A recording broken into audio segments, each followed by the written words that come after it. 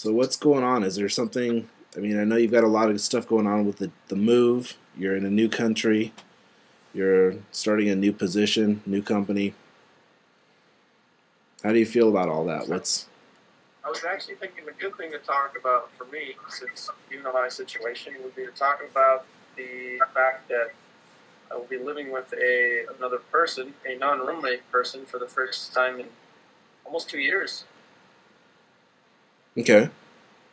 For a little while. She's going to be there for at least 2 months while she looks for a job and tries to figure out what's going on. So one of the important things for me is to maintain a healthy independence for both of us and to make sure that it doesn't become in any way codependent for either of us, because we both know the consequences of what that can mean.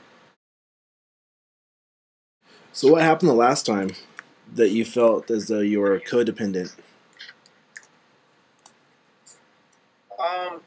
The codependency for me, I think, really came from the codependency from her meeting me, and that became for me really a part of me not being able to see the forest for the trees. Okay. In that I was more worried about hurting her than I was about hurting myself, and the codependence really became.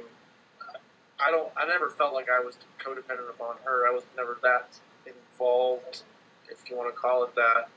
But it really became a weakness of mine that I couldn't be honest with myself in saying, yeah, well, this isn't working, we need to change something, or we shouldn't be in the situation we were in, or realistically I shouldn't have gotten into the situation I was in, knowing what I knew and feeling what I felt. Okay. And considering this new relationship and the dynamics within it, how do you want things to be different? The biggest thing for me is to be able to continue my dreams and my focus with the companionship of somebody that understands them, but that doesn't make my dreams her dreams, and that she needs to maintain a life and a strength outside of me while supporting me.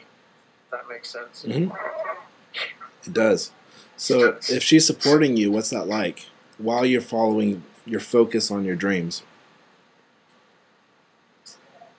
I see this, my hope would be to maintain much more of a partnership and an equality in our partnership, both emotionally and financially. I think one of the biggest mistakes that I made in the past one was the financial dependency upon me. Mm-hmm. And it could very easily, given the situation that we are putting ourselves into in Brazil, it could very easily, that could evolve if we allowed it to evolve, because obviously my situation is very different than hers. And so I think the biggest thing for both of us is to be honest with each other and really support each other in emotional ways, not in financial ways, and in loving ways, not in needing ways. How do you know when that's not happening? I'm not sure. Okay. Think back a few years when it wasn't happening for you. Well, what was that? I think probably the thing for me is always, I feel like, for whatever reason, one of the best ways to help people is to try to make them comfortable and to try to make them feel like they are surrounded by what they need, both emotionally and physically. And obviously that can get you into problems. When somebody needs something, it's easier for you to give it to them than to help them find it themselves. And I think that's what I tried to do in the past, and obviously that didn't work. Okay. So I need to be much more of a sounding block than a stereo system. Okay. And so as you go forward, just in your mind's eye, into Brazil over the next year, can you think of hypothetical situations when that might come up, where somebody might want you to take care of them or expect you to, or that might be the response? How are you going to deal with that? Yeah, I mean, very, very obviously, the living situation will be for the first couple of months that she is there before she has to return to Costa Rica, that she will be living in my apartment. So,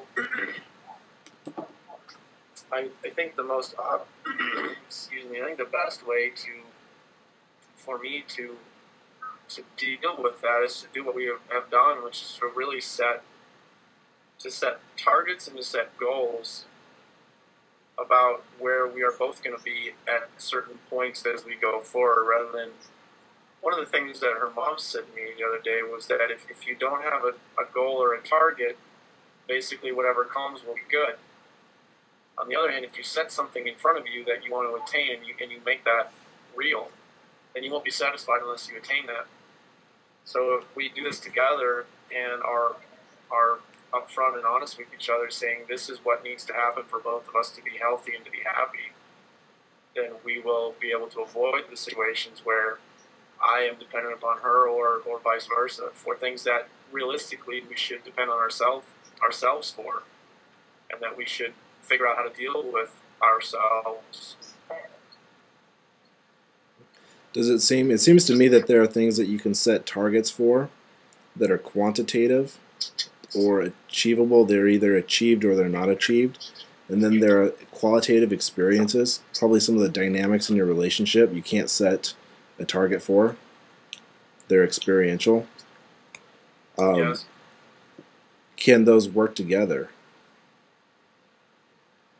Absolutely. I think the tangible goals and targets, I think, are only going to be attained through development of the intangible relationship and the intangible relationship that we need to have together to achieve those things. So I think, and me being an engineer, my thought is always if you put something out there, if you make a plan, then you have to construct a way to get to the target. Mm-hmm. And that if you're doing that together and you get to the target, generally you're going to get there in a pretty healthy way. If you just kind of throw something out there and say, well, we'll see what happens, then I think you're probably setting yourself up for danger. But so really then I guess what that comes down to is communication, which is really sitting down and being a team, not a leader and a follower,